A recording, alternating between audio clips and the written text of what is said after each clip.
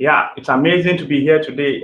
It's another beautiful time today on Business MuMu platform. I'm so excited to be here and to be your host. With me is the co-host Prince. Today is his birthday. Is almost here. Is on his way. And our special guest for today is Mr. Oladimeji Olutimehin. It's good to have you here today. While they join us, getting set to be here, I think they had a network issue at their own end, but it's beautiful to be here today. But while they join us, I want you to just relax and get set for how business should really be done.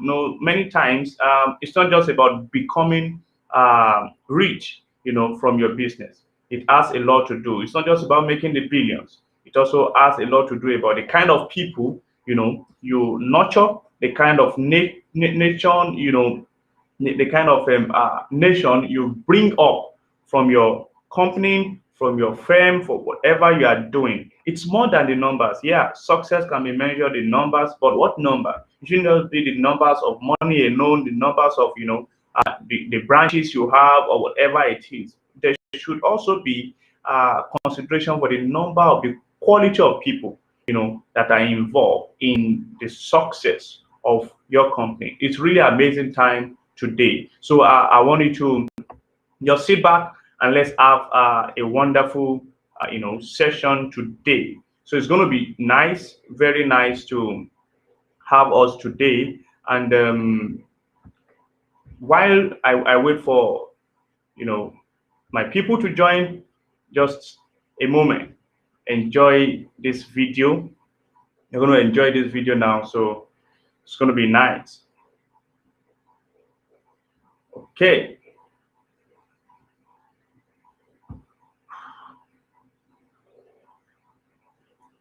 Amazing time. Boom, boom, bam.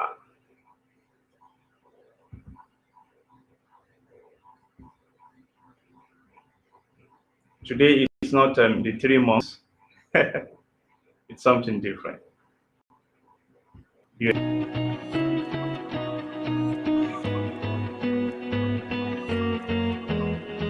The message there is we can profoundly change the world. So I want to kind of walk you through this journey that I've had in my leadership journey. I had the privilege about 1.5 years ago to participate in my granddaughter's graduation from Aspen High School. It's in the music tent. It's a beautiful venue, and as I sat in the seats with Cynthia, as our granddaughter Aiden walked up and with 158 other students, everybody was so proud of their child, so pleased with the opportunity of one of the best public high schools in the state of Colorado, going to good colleges, good universities, and everybody was applauding and looking forward to these children entering the world. And from my experience in the world, I had a tear in my eye because I knew the world that they were going into. And while we have this joy that we're sending their kids out into the world, my concern is that we have not created a world where they're going to continue to be who they're intended to be. And I want to share that with you. So I had a tear in my eye, but I have hope in my heart. Here's the crisis. 88% of all people who work in this country feel they work for an organization that does not care about them. 3 out of 4 people in this country are disengaged in what they're doing. We talk about the healthcare crisis. Guess who's the cause of the healthcare crisis? Organizations in this country are the cause of the healthcare crisis. Why? Because 74% of all illnesses in this country are chronic. The biggest cause of chronic illness is stress, and the biggest cause of stress is work. Okay? Do you know that on Monday mornings there's a 20% increase in heart attacks as people have to go back to work? We talk about an economy where we create jobs, but we're not creating dignity and we're not creating caring. And that's what we want to talk to you about. Recently, the Mayo Clinic told us something that it was startling to me. The person you report to at work, your supervisor, is more important to your health than your family doctor. Think about that. How many people in leadership positions in this country are aware that the way they lead the team of people they have the privilege of leading is going to be a primary factor in the health of the people that they have the privilege of leading. So the way we're working is not working, from our education to our work environment. And so what the world is suffering from is leadership malpractice. Okay? From the highest level, and again, I'm talking about American business, but I've had the privilege of speaking in the Air Force. I've had the privilege of speaking to the healthcare industry and to the education field, and it is broken everywhere, not just in American business. Nonprofits, do leaders of nonprofits know how to care for the people who volunteer? Do our principals in our school know how to care for the teachers in our school? Do you know that 73% are disengaged what they're doing? Disengaged. The people that you send your children to get their basic education are disengaged in what they're doing. They're hurting just as much as the American worker. So we have leadership malpractice in this country, and we could solve it tomorrow. Gallup did a survey of 155 countries for the source of happiness. They thought it would be money, right? It wasn't money because people had enough money. They were no longer motivated by money. They thought it would be health. They found people take their health for granted. Their number one source of happiness in the world, which every one of you want for yourself, people you care about, and the people of this country, is a good job working with people you enjoy. So what do we deny to 88% of the people in this country? And so when we see the political climate we have, why are we surprised? There's nothing that, I always say to the groups that I get to talk to around the country, don't worry about who's president or who your congressman is. Worry about what you are doing to create an environment where everybody matters. So we're going to walk through this a little bit. Our journey to truly human leadership. Some of you may have seen Simon Sinek yesterday. I've heard of him. He's the #3 TED Talk in the world. We originally called it people-centric leadership. Leadership focused on the people whose lives are entrusted to us. But Simon Sinek came and he spent a lot of time with us. He's now our biggest advocate in the world, as you saw from that video. And Simon said, no, Bob, this is truly human leadership. This is the way we are intended to lead each other. And it's about people, purpose, and performance. There was a restaurant here in Aspen, some of you remember, named Boogie's, and there was a sign on Boogie's wall that said quality, price, and service. Pick any two, okay? People, purpose, and performance. It's not pick any two. Not pick any one. Right now, our society picks number 3. It is about performance, about creating of shareholder value. It starts with the fundamental responsibility. I was interviewed for 2 hours by Washington University in St. Louis organizational professors. And after 2 hours of interview, they said to me, you're the first CEO I've ever talked to that didn't talk about your product. And I said, we've been talking about our product for the last 2 hours. Seriously. When you think about your life, are you going to look back at the machines or the products or the things you sold or the lives you touched?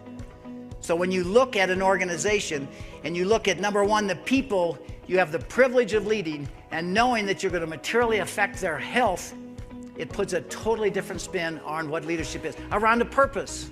We come together, Simon talked about finding your why. Why do we come together, and how do I inspire people to discover their gifts, develop their gifts, share their gifts, and as you'll hear, be appreciated for their gifts. And then we have to create value.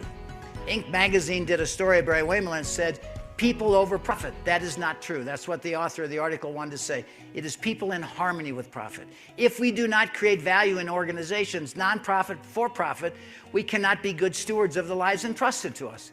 That is the basis upon which we come together. So it's people, starts with people, profound sense of responsibility for the people you invite into your organization, a purpose that inspires them, and then we have to create value and let people know that they make a difference. We are going to measure success by the way we touch the lives of people, not the growth in our share value, not the growth in our sales, not our market share, but we are going to measure success. We touch our customers, we touch our team members, we touch our bankers, our suppliers, our communities. Success is the way we touch all these, and we articulated these values. And so it gave us this foundation upon which to base everything. And now let me tell you a story. We then implemented these. We started a university to start teaching people how to learn to care. And we were having an event up in Green Bay, Wisconsin, a company we bought. $180 million company to make tissue equipment for people like Procter & Gamble.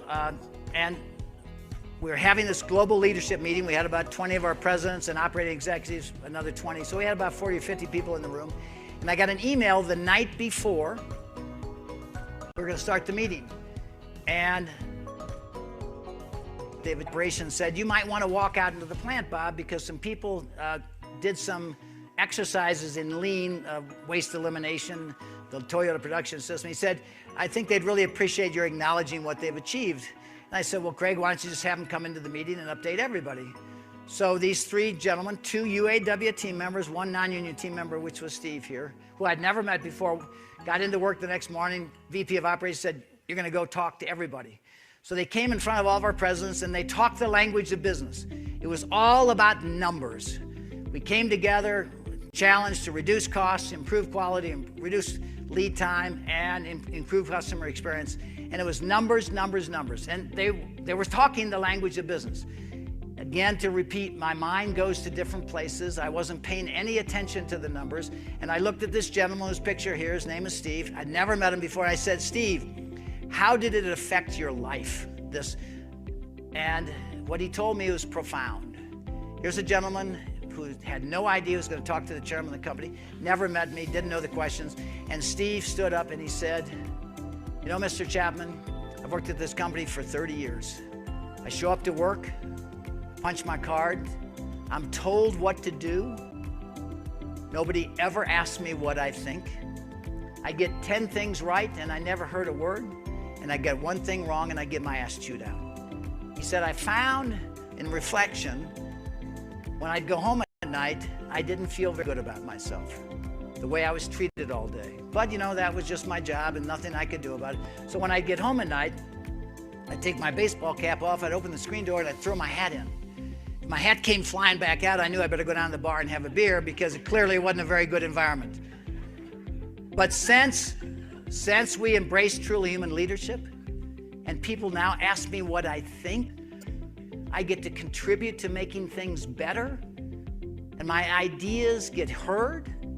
He said, Mr. Chapman, when I go home at night, I feel dramatically different. And when I feel dramatically different, when I go home at night, I'm nicer to my wife.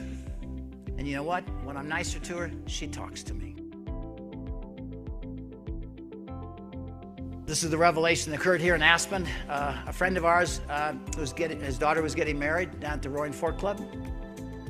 Cynthia and I were in the audience, and he was walking his daughter. Some of you have had the privilege of doing it. He was walking his daughter down the aisle, and everybody was oohing and ahhing how beautiful she looked, how proud he was.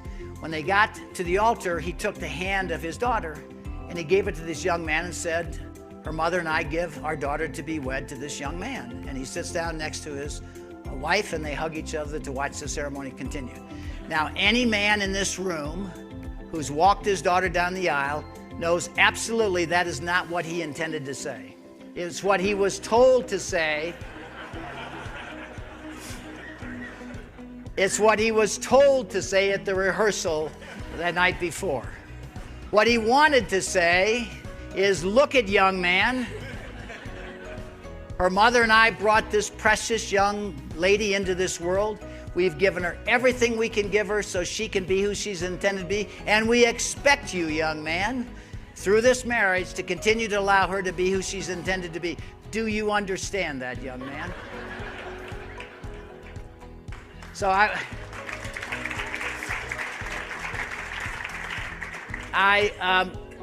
sat there, and as you now know, my mind goes to different places. And I said, oh my God, all 12,000 of our people are somebody's precious child, just like that young lady. How we lead impacts people's health and their family unit. And we don't need to teach you anything other than to awaken you to the profound privilege of leading others. It's not about pay and title and power. We can create a world where everybody's precious child know that who they are and what they do matters. We can celebrate children going out into the world if we learn to be good leaders.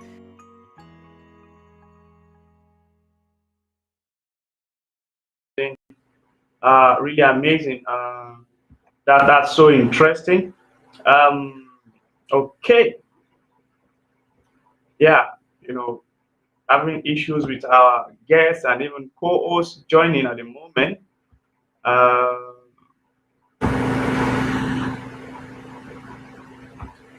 Just a moment. Going to get over that now.